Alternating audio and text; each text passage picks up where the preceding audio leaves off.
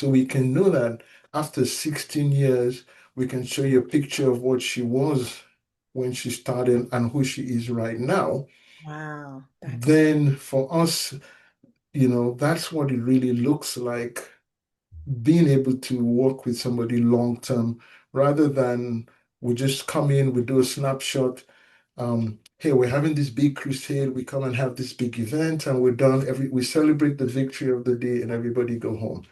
So it's a different approach. It takes a lot more that you need to think about and work through. There's a lot of frustration. Sylvester Renner is the president and founder of Develop Africa, a 501(c)(3) nonprofit he started in 2006 to expand access to education and opportunity for children and youth in Sierra Leone and across Africa. For nearly 2 decades, Sylvester has helped support students through scholarships, school supplies, and digital skills training, empowering them to build better futures for themselves and their communities. He's passionate about helping people move from purpose to practical impact and about building systems that turn a mission into something sustainable and lasting. Welcome to the show, Sylvester. Thank you. So good to be here, Tosha. Thank you for coming on to the show. You have quite an impressive background, and I want the audience to learn more about you as well. So, why don't you tell us about yourself? Okay, like my full name is Sylvester Renner, and I'm the president and founder of Develop Africa. And it's a nonprofit registered here in Tennessee. And our mission is basically we're focused on improving access to education and Mhm. opportunity for children. We've been able to do that significantly in Sierra Leone over 20 years and in a few other countries as well. So we're helping to provide scholarships and school supplies, computer training, and we're convinced that if we lower the barriers to people completing their education, that will help them be more successful in the future, to help them achieve their dreams for themselves and for their families. So I was born in Sierra Leone myself. I'm fortunate to come from a very educated family. My parents got married here in the States in 61, and then they went back. And so I had the opportunity to come to the US and I got my MBA. And but I always remember that there were many other people who did not have access to the education that my parents were able to make possible for me. So I just felt like we all have in within us a desire to help others and to help make the world a better place. But many times we don't know how, or we just think like, well, I can't really solve the problems of the world. But I just very naively thought I would start something to help a couple people. And the rest is history. And I've been doing this for 20 years. So I'm very grateful to be here talking to you. Oh my goodness, that is absolutely amazing. Like I said, you have such an impressive background, and I can't wait to delve into this more. So, was there a moment when you realized that you just couldn't see the problem? You were called to be a part of that solution. Yeah, there's a specific moment that comes to mind. So my family is back in Sierra Leone. So I went back on vacation and I'm just walking down the street. I met a girl, just as you would see even here in the US, anywhere where they're maybe a family with a child or asking for money for food. And so, even though I had seen poverty when I was growing up, because I didn't come to the States till after I'd already finished my undergrad. So through my high school days, my college days, I Mhm. saw many families who were struggling. But going back and seeing that again really struck a chord within me. And I realized that the problem that the child or the family was asking for was more than just food for the day, but there were many other families who also needed something more long term to help them move from a situation where there's maybe food insufficiency or they're like in a situation where they can't meet their needs, but they needed more empowerment. They needed access to education and they needed other opportunities which would help them be better prepared for the future. So that moment I came back and 3 years later, very naively decided, you know what, I can't solve the problems of the world, but I can at least help one person. And so I've always thought back to that specific girl that I met at a street called Howe Street, Howe. And that has kept me going, just knowing I can help one more person. And so I think it's a very naive way to look at life, but it has kept me going over the years, and I'm thankful for that. And you know what? I wouldn't say naive. I wouldn't say naive at all. I honestly think it's more inspiring, not so much naive, because think about it. Um, and we'll get into this later in the conversation, but you've impacted a lot of lives, right? I mean, and all that took was one person. So I wouldn't say naive. I'd say more inspiring. Thank you. Yes, yes. So Thank when you. you started Develop Africa, did you feel like fully prepared, or did you have to step out in faith before you had all the answers? What were you feeling? I think it was just a simple desire to do an inspiring idea to do something, right? And Hmm. I didn't know what was involved.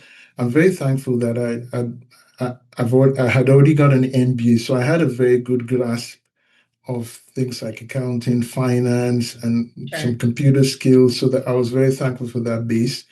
And so I had a mission or a vision that I was going to do something, but then it takes a lot more than that to build any organization, whether it's a small business, whatever kind of thing. You need to put together a plan, and then you need to put your systems in place. Otherwise, you're not going to succeed. I mean, so those are the things that I had to figure out as we went down through the years, as we continue to grow. I mean, there's so many other things you need to think about.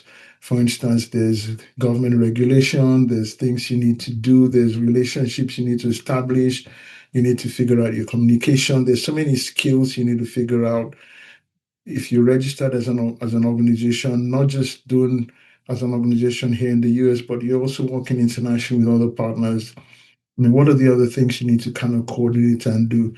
So I think the key thing for anybody is to make sure you work towards establishing a structure because if it's going to be something that outlasts you, it has to stand beyond one person and make sure it doesn't just rotate around you. But as you move down the road, as you bring others on board, you need to think about how am I going to make sure that this outlasts me, and what are the things I also need to learn? Because many times we are limited by how much we know, right? And any new role you take on, there are things you definitely need to learn to be able to succeed in that. And a lot of businesses, I believe, are limited because we resist learning new things, so we're not able to take on new roles, unlearn all things. But I think those are things that I've really learned, and I'm committed to always learning some more. Listen to a lot of different podcasts, YouTube channels, and just improving your business. And I think that has really helped me a lot, and that has helped prepare me because nobody knows everything that you need to know right from the start. I mean, Yeah. you're going to have to learn things as you move forward. So it's been a journey of learning from me and just continuous improvement. I love that. And honestly, I was thinking about as you were speaking, government, right? Government, Yeah. there's so much red tape that you have to work through. How did you Mhm. stay motivated and did not allow that to get you down? Because it's like you have a goal, right? But Mhm. many times, again, governments will government. So they have a tendency to add all of these different layers and obstacles. And I'm just curious, how did you stay motivated through that? I think it can be very frustrating. There's a range of different problems that come my way that I've dealt with over the years, and it can be very frustrating.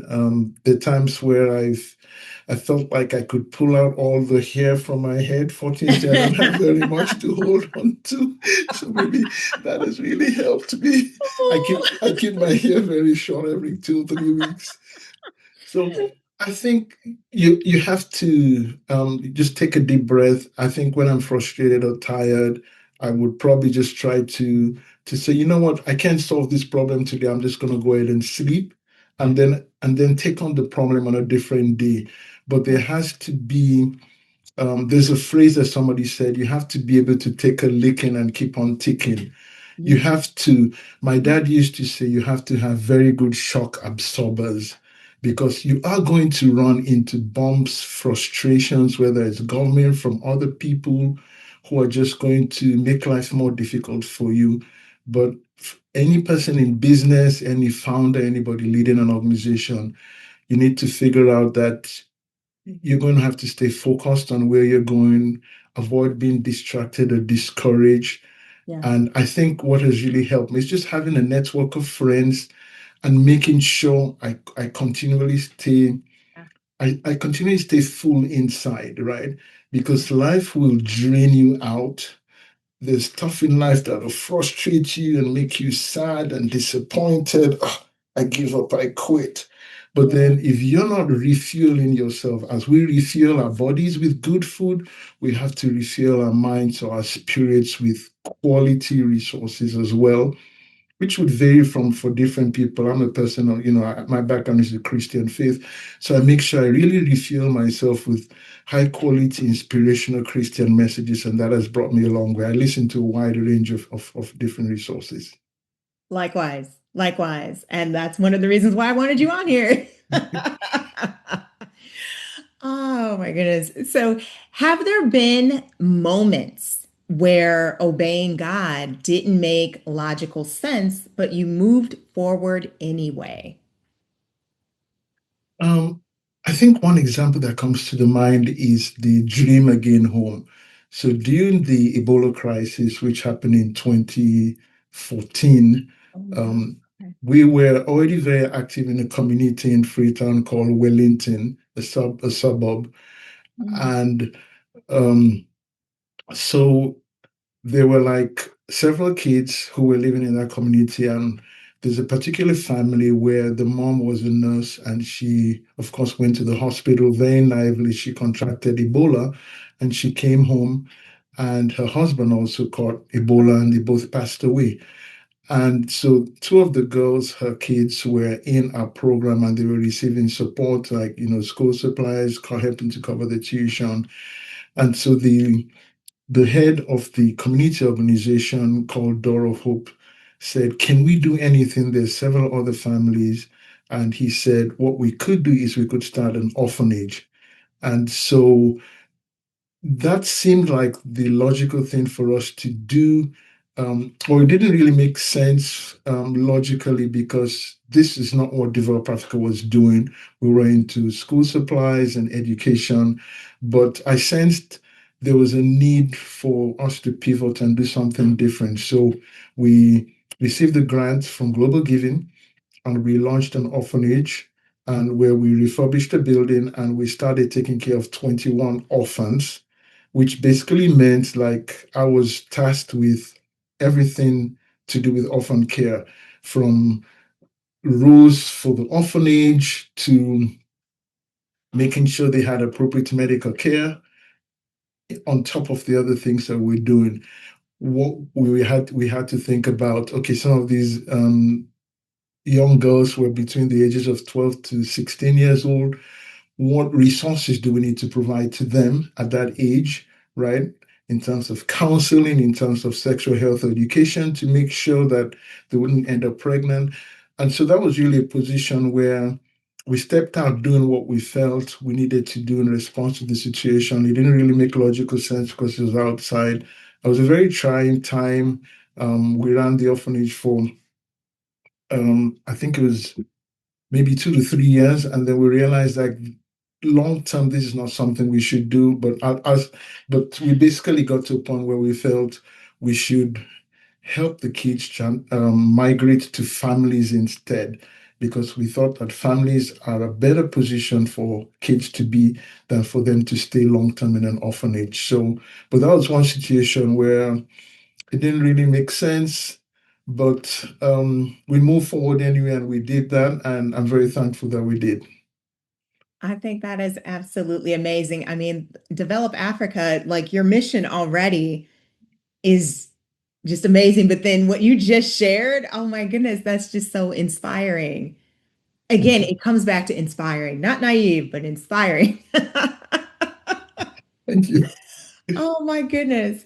So, you know what? I would like to dig a little bit deeper into Develop Africa. So, can you share a little bit more about the organization setup and all the different types of services and things that you offer? All right, so we started with basically scholarships because we felt like that was like the number one thing that we needed to make sure, which was making kids drop out of school. Mm, Um, in Sierra Leone or in many other African countries, at least at that time, there wasn't anything like if you don't send your kids to school, somebody's going to come and knock at your door and saying, why aren't you providing access to education? Like, mm, that was not a thing at that time, like 20 years ago. I'm not entirely sure if they do that, though, or if they do that check right now, they probably do. But the government has gone a long way to say everybody needs to get educated. So I believe they're pushing that message out, and that's very much more of a thing right now. But at that time, there would be kids who would be selling on the street and or kids who would drop out of school simply because their parents couldn't afford the additional cost of sending a kid to school, right from fees, which you would have to pay school fees, and even in public schools at that time, and books, school supplies, uniforms, which were extra burdens. So we felt that's something we needed to do. Then we had families that said to us, we're very happy for the support you're providing. If we had some money, we could set up a small business and we could earn some income, and that will make us less dependent on Develop Africa. So we went into a microfinance program, which wasn't as it didn't grow very much. We just did that with a few limited families. And then we realized like many of the schools, the kids did not have any computer training. There are still many schools that you would go to and graduate where you would leave high school without receiving any computer training. And so we felt this is something we can provide. We set up a computer lab in one girls' school that we're still operating. And then we run a computer lab at our office. Computer training is something I'm very passionate about, even in this age that we're in right now, where we're talking about AI and everything you can do to AI. And then you think there are kids who have never used a computer or any kind of device. And with AI, of course, we know the gap is growing with people who have access to AI versus those that don't. And then you think there are even people who are in the Stone Age, even further back, because they don't have any access to even an electronic device. So those are the primary areas. There's a few other things we do, like mosquito nets. We provide some food support for some families who are sponsored. We're doing solar lights. We just got a company that donated to us 3,800 solar lights. So those are arriving in Freetown in the first week in June, and we're wow. looking for support to help to distribute those.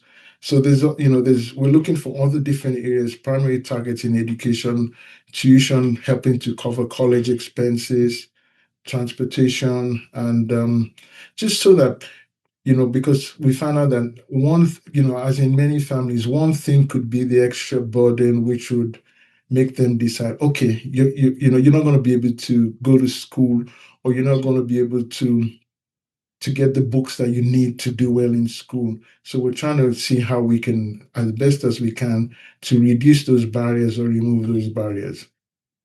Wow. Again, so impressive. I'm so impressed. I really do admire the mission, and I know the audience does as well. And so, you know, so many things you just got through naming, right? So, what does serving one life at a time truly look like in your day-to-day walk or in your day-to-day work and your spiritual walk? Um, I think of one particular girl called Isata when I think of because I always try to think of how I can help one specific life. So there's a girl, one of the members of the board said, there's a girl in my neighborhood who's selling charcoal who has never been to school. And of course, charcoal is used for cooking. And she asked the mom, why aren't you sending your girl to school? And the mom said, I basically don't have money to pay school fees.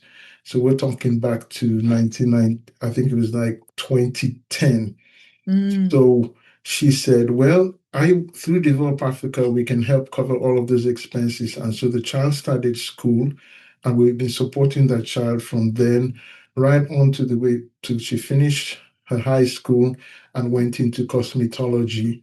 And so I think it really comes down to just thinking of one person at a time and how we can provide, not just because it's easy to just say, here, we'll support you for 1 year and goodbye. I hope everything works out for Mhm. you. But for you to be able to be there with the family and help them long term till they get to the point where they can earn an income for a child, I think that's what we need to think about in because I mean even in the Christian faith, if you come to the Christian faith, you just come and you say, okay, I'm going to say the prayer, salvation's prayer. We welcome you into the church, and then you're basically left on your own. There isn't that follow-up to make sure you really end up being a disciple, Mhm. right? So I think it takes a lot to continue to do that follow up. That's why many organizations don't do it. They just come in and celebrate the victories. Yay, we got a Yeah. thousand people were saved. And then what happens after that? Can you really talk about the journey of these people and you're there to support them through counseling, like this particular lady Isetta has been through many counseling sessions, mentoring sessions where we bring a group of girls together and talk about girls' issues. So we can know that after 16 years, we can show you a picture of what she was when she started and who she is right now. Wow. That's Then for us, that's what it really looks like being able to work with somebody long term rather than we just come in, we do a snapshot. Hey, we're having this big crusade. We come and have this big event, and we're done. We celebrate the victory of the day, and everybody go home. So it's a different approach. It takes a lot more that you need to think about and work through. There's a lot of frustrations. There's moments where, like I said, and I'll stop there. And now, a word from our sponsor. When clarity turns into action, execution matters. Starring You is a consulting firm for individuals and organizations ready to implement with clarity and intention. Through one on one consulting and strategic support, we help individuals and organizations refine their message, build brands, create content, and launch podcasts, books, and offers with structure and confidence. Starring You is not about rushing the process or copying trends. We focus on individualized strategy, clear direction, and intentional execution. To learn more or to book a strategy session, head on over to starringyou.com. And that's STARENGU.com. Head on over to starringyou.com. Back to the show. But I'm very grateful for. Okay, I, my I have friend. an, It's and I okay. have an It's amazing it's worth team. it. It's worth it not having the hair. It's fine. You take pride in that. Thank you A very lot of much. people have been helped because of that. Oh yes, I can tell you that. I can tell you that there's people who are praying for me that I would live long. Oh my. Oh my goodness. Again, I love that analogy. And I think that approach is much more impactful because, again, you're teaching people how to fish is way more impactful than just giving them the fish, right? Because giving them the fish is like short term, it solves that, right? But in order for them to continue and sustain, you gotta know how to do it yourself. And I love the fact that you are approaching it from that standpoint because to me that makes more impact. It really does. Absolutely. It does. So, what has been one of your hardest seasons while building Develop Africa, and how did your faith carry you through it? Uh, I think I have to refer back to the dream home.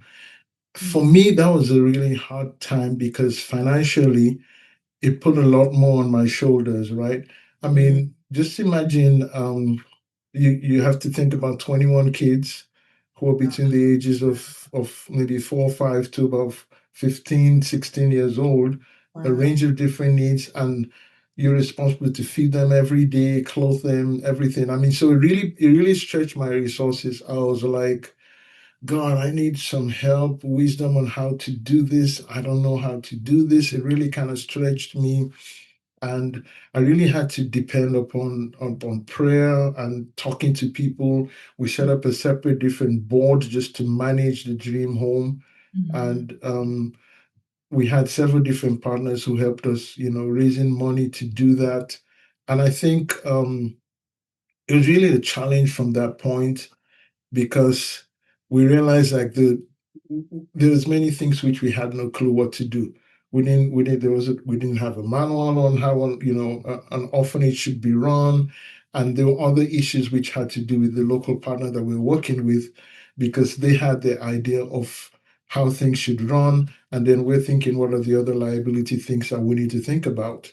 Sure. And they, for instance, they wanted the kids to continue staying at the home. We felt like, why don't we open them up and see if they could be adopted, right? And they would end up in families. Sure. And um, so being able to just kind of think through all of this really helps me, because we made some decisions that let's open them up for adoption. Well, as a result of that, over 14 of those kids got adopted and are now in the US in families.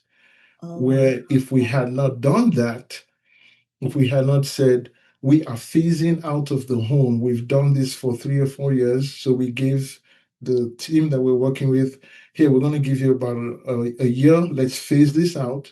And then, of course, at that time, there were people who were talking to people who had visited the home who said, oh, these kids are available for adoption. Yes, we'd like to adopt them. So some of these families did not have any kids themselves, or they had 2 or 3 kids and they wanted additional kids.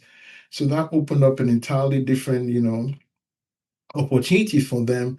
So I've had many days where, like, I'd be like, oh God, I need help. How do I say this in Chinese? I don't know Chinese, but I need to.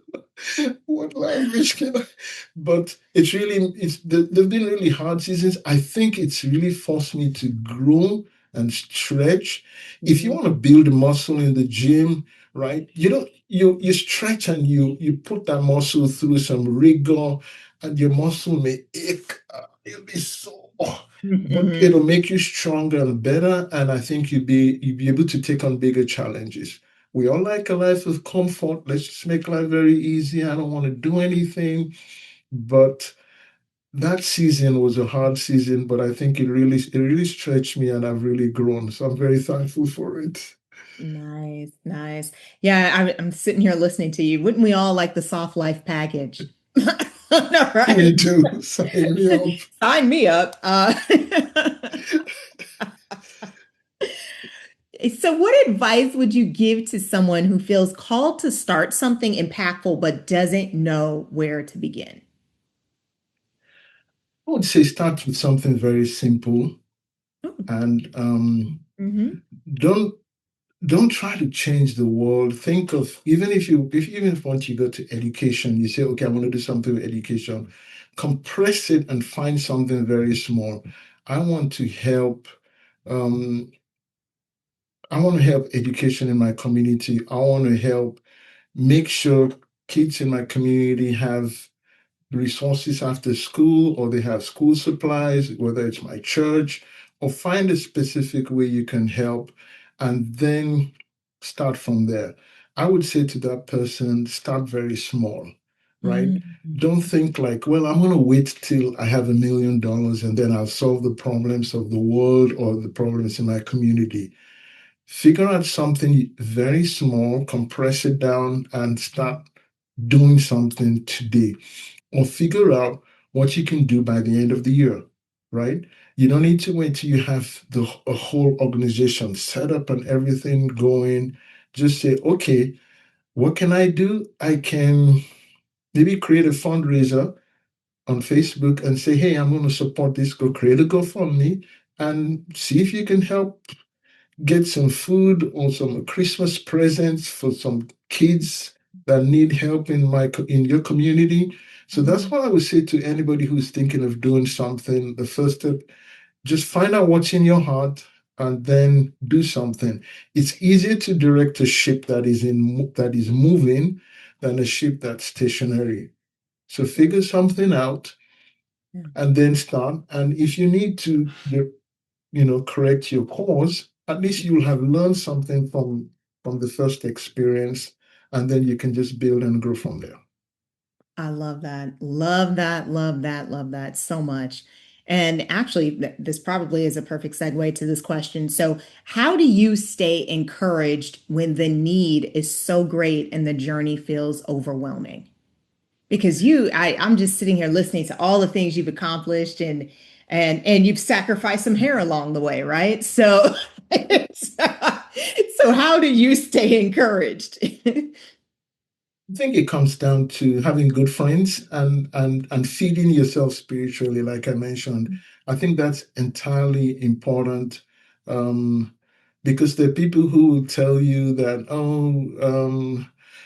there's a problem with the economy and nobody's giving money to nonprofits now, and a lot of organizations are folding up. Or I think if you keep if you keep yourself well encouraged and motivated, then you'll be able to think, okay, what can I pivot to, or what are the other areas I can do, right? Rather than just saying, oh, I'm defeated. Not there's nothing I can do. So I think it's absolutely crucial to make sure that you're feeding yourself inside, right? You're listening to a lot of different people, resources, because your answer may be in somebody else. But if you're closed and you're only talking to three friends that you know, and then maybe there's something you need to learn Yeah. that will help you. If your journey is overwhelming, when you learn something new, then the journey may be less overwhelming. But if you only know what the little thing that you know, and then it really basically means, if you're overwhelmed, that there's a wisdom problem. There's something that you don't know. Because what you think is a problem for you is not a problem for somebody else, because they already know the answer to how to get beyond it. Because as children, the child may be struggling to open a water bottle. They're like, open this, their hands are not strong enough to turn it. But for somebody else, it's easy because they have the strength, they know exactly what to do, right? So they can easily open it. So I think the focus has to be, number one, an attitude that is very positive. I can do this, I can figure this out, I can learn what I need to learn. And I think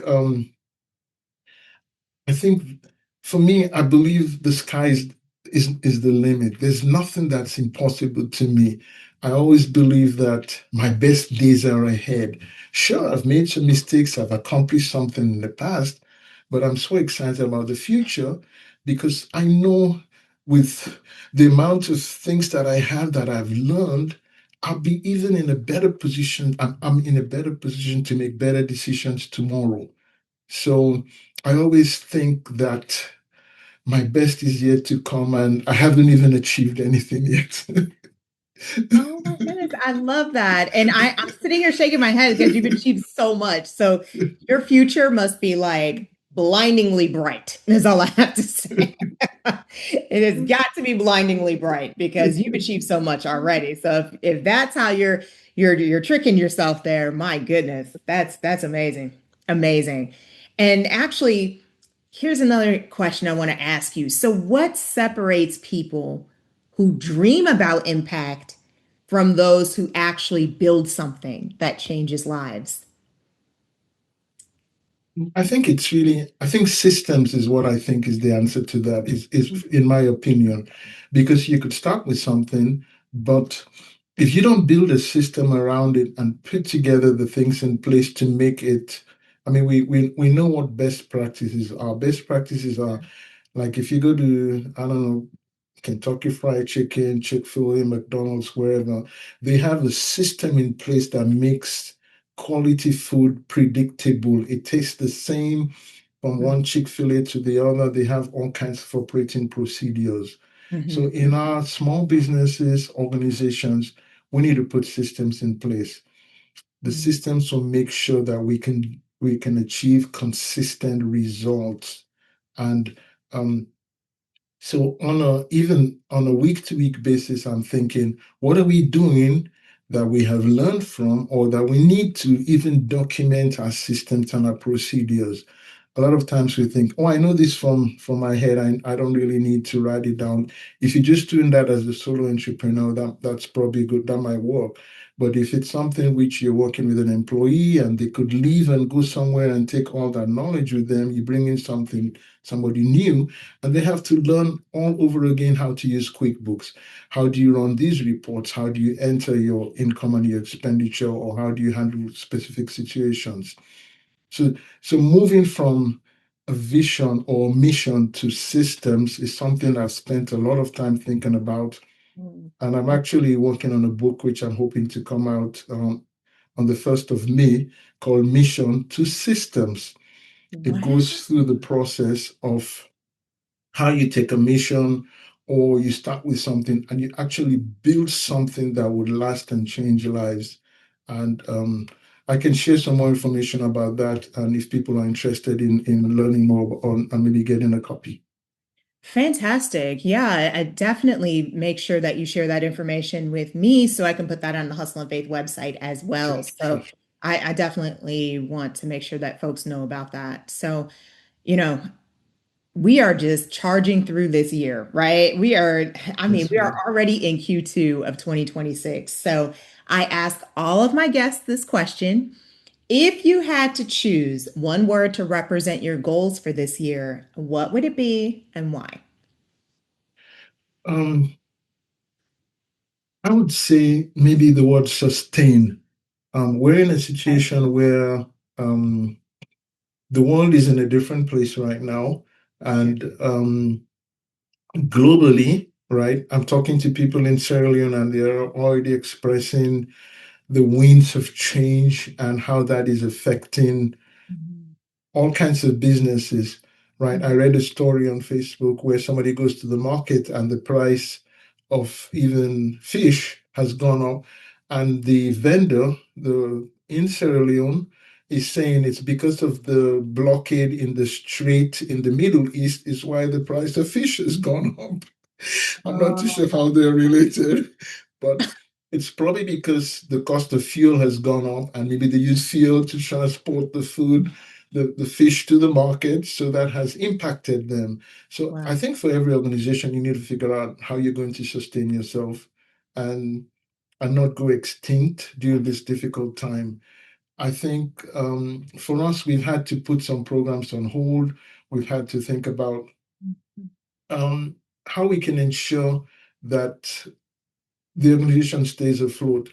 So we're doing a lot more on different types of outreach, on getting better visibility. So Mhm. every organization has to figure out what are the things I need to do so that I will outlast this storm, right? Because it's not going to, hard times come, but they're not going to be forever, right? Right. We do know that this crisis or difficult situation will go beyond, it'll pass.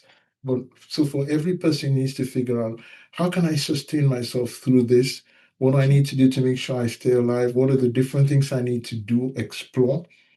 And kind of if you need to contract, maybe do less, refocus on something, reduce some of the things you're doing, park some things, but make sure you can sustain what you're doing. And Mhm. then, of course, I mean, even plants go through a season where they might lose their leaves, right? The petals, the flowers may go away, but it's not a permanent thing. But they always come back in the spring. So I think you need to keep that in life that this is not the end. I'm going to Yeah. sustain and I'll come back in the next season. I love that so much. And I love the fact that you share that right now because there's so much chaos and I just Yeah, sense that so many people are frustrated and you just served a fantastic reminder that this is a season that we just need to make sure that we're doing what we can to get through it. I like that. I like for that a sure. lot. Thank you for that. So, if last but not least, if you could leave one message about purpose, service, and impact, what would it be and why? Um, I think life is about what you build, right? It's not just about Yeah. how am I feeling today. I mean, I'm always thinking about what kind of legacy I'm going to leave. Um, I think part of that, maybe I got that from my parents, and my parents lived a life of service. And I think, um, I think it's for me, it's a lot about figuring out what you need to do, what God has called you to do, Mhm. and just trying to understand. There may be seasons or times where you feel like, no, I don't really don't want to do this. There has to be quite a sense of, I think the clearer you have of vision or what you want to achieve, the better.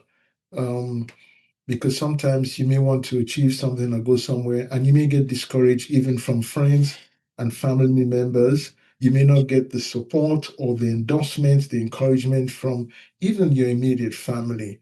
But if Yeah. you're in a, if you're very clear and you stay crystal clear on what you've been called to do or what you're going to try to accomplish, then it'll help you to endure and to press through long term because I think many times people start something and then um, there's a parable in the scripture that comes to mind where some seeds fall on stony ground Yes. and other seeds fall on good ground. Yes. And so there has to be a soil for you to nurture. If you're on stony ground or stony circumstances, then that's going to pass away. But even the seed that falls on good ground, some of them bring for 30, 60, and 100-fold. So, um, uh, so there's lots of interpretations you can bring to that, but I think just the idea that you're really going to be very clear on what you're going to try to accomplish, and that there may be difficulties, but if you hang in there and you stay committed to the goal long term, you will get there. I love that so much. Ah, Sylvester, I could talk to you all day, my friend. I could. I could talk to you all day. I'm learning so much, and I know the audience is as well. So, It's in been the a event pleasure. that, yes, so in the event that folks want to get in touch with you, how can they go about doing so? And please share more about your book or any other projects that you have coming up. Yeah, sure. So my personal website is sylrenner.com, sylrenner.com. I just I've just been working on updating it. And Mhm. then the website for the book is mission2systems.com, which talks about you have a mission, but you need to make sure it becomes a system, a whole system set up, mission2systems.com. Mm. So, and of course, the nonprofit is developafrica.org. Um, but if you just Google me, you'll find out, there's lots of different websites that have my information. And I'm always happy to talk to other people. And I think there's a lot of strength that we can have in unity, in Mhm. interacting with other people, not just being isolated. Oh, I'm in my small corner and I don't know how to solve my problem. But the whole thing that you're doing yourself, working in community and working with other people, that's really the way that we can learn so much and we can become stronger. I wholeheartedly agree. I'm all about connecting folks, and I truly do appreciate this interview. This Sure. has been such an amazing opportunity. And for everyone that couldn't catch all of that information at one time, all of that information is also going to be on the Hustle and Faith website. So once again, Sylvester, thank you so much for coming on to the show. I truly appreciate it. Thank you so much, Natasha. It's been a pleasure, a blessing being here, and just your energy and everything that you're doing is a huge blessing. Thank you for having me. Thank you so much.